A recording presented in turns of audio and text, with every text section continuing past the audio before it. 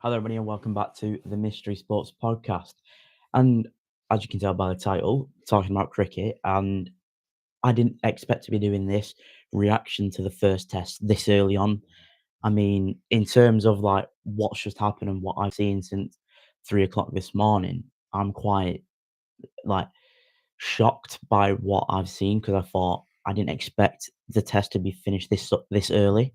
I didn't expect England to play as bad as they did. I didn't expect Australia to come out and wipe the floor with England or Travis Head to wipe the floor with England. So obviously we'll get into it straight away. And Australia win the first test of the Ashes. They win by they won by eight wickets. England just looked lethargic, just didn't look like the normal selves, and the Bazballers got Bazballed.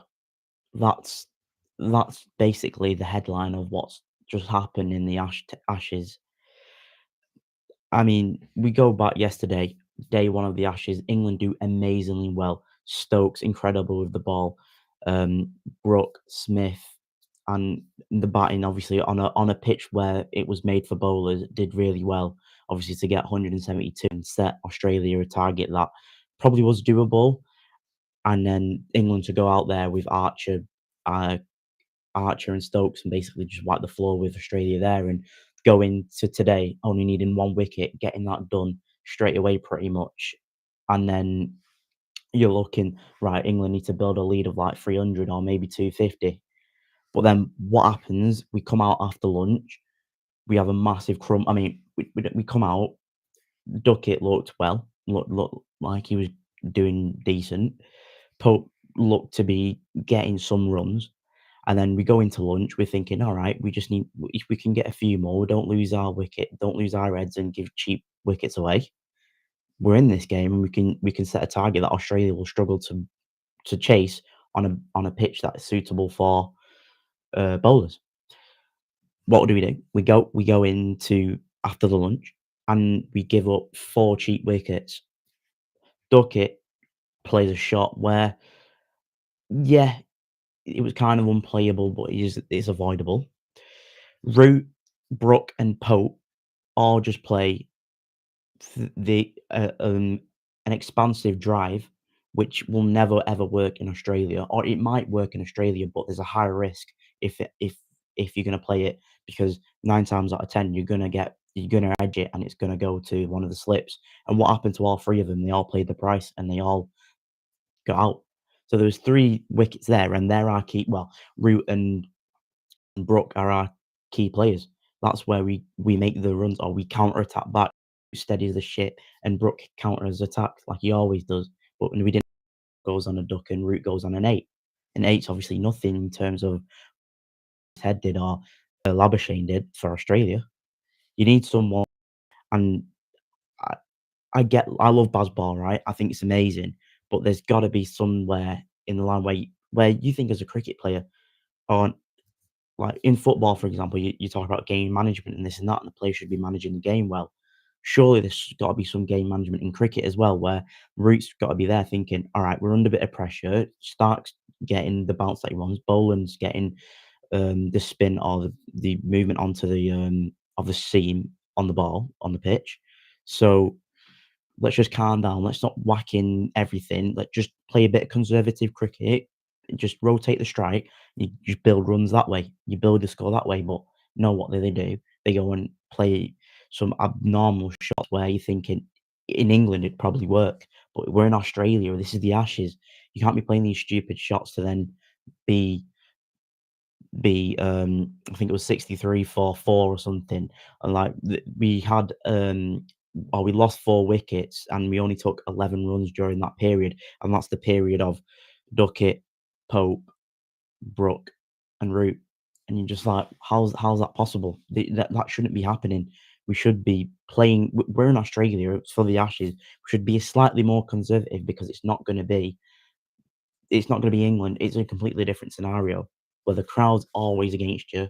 There's always decisions that might go you the wrong way, like they did today. And you know, is it, Baz and Stokes have got to look on it eh, in the week, or well, they have more than a week now because the test finished so early. um, and just be like, look, what can we do to improve and bounce back from this horrific performance? But that's nothing to put against Australia because they were fantastic. I mean, winning by 8 wickets, chasing 205 down, and obviously losing 2 wickets. Probably only should have lost one, really. That was fantastic. I mean, Travis Head, obviously 123, gets himself out, but he was always going to get himself out with the shots that he were playing. Just unfortunate for England, they didn't get him out earlier. They should have got him out much earlier, and they should probably Stokes should have put himself on strike a bit earlier because I mean, as soon as Stokes came on, I mean, to be fair, you can't even say Stokes did well when he came on. He might have shortened the runs down a little bit, but they, all the bowling attack today just looked lethargic, looked weak, and just yeah, it was just kind of like they were just bowling for the sake of it. And you're like, this is an Ashes series. This is the fourth innings.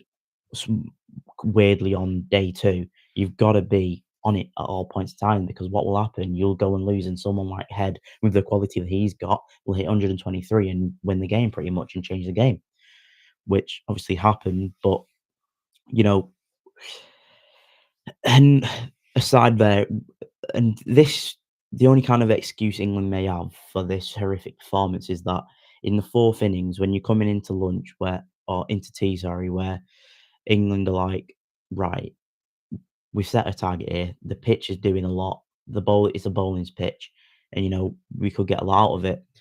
Obviously, in the fourth innings when Australia were batting, the pitch just didn't seem the same pitch as what Australia were bowling on. Like Boland, Stark, and Doggett were just getting so much bounce. The seam was moving. There was loads of wobble seams and everything. All the types of seamer shot bowls that you could ever wish for was happening for him.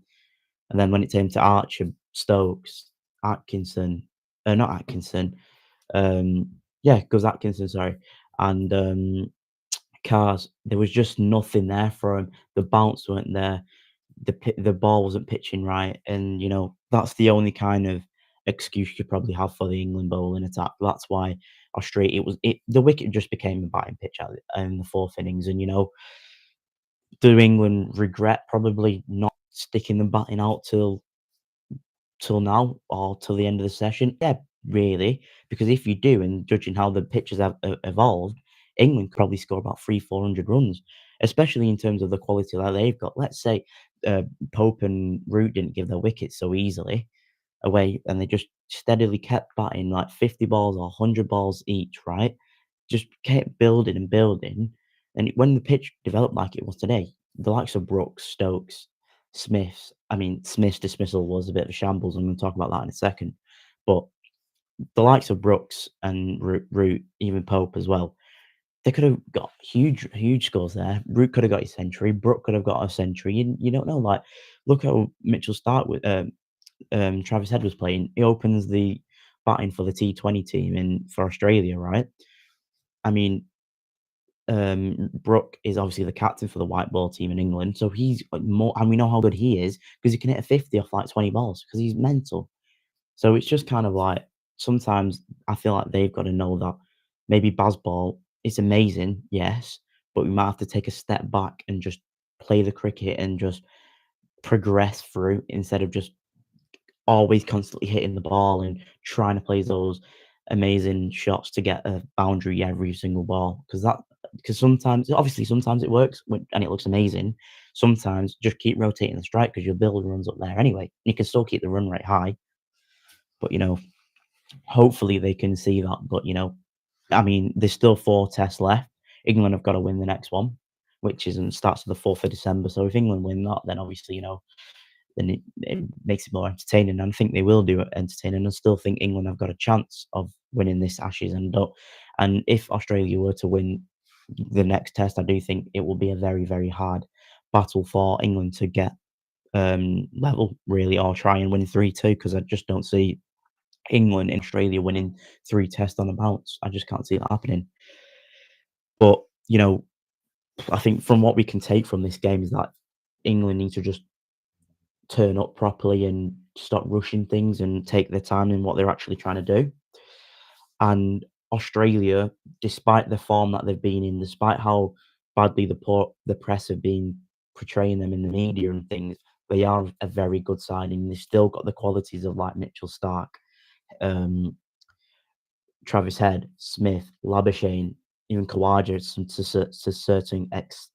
to certain extenses of Kawaja's performance, they're all very brilliant players and they're all world class athletes. So it's not going to be easy for England, and they've got to dig in and they've got to try hard for the second test, which is obviously in just over a week's time now. But apart from that, I hope you guys have a good rest of the day, and hopefully England can turn it around. Catch you on in a bit.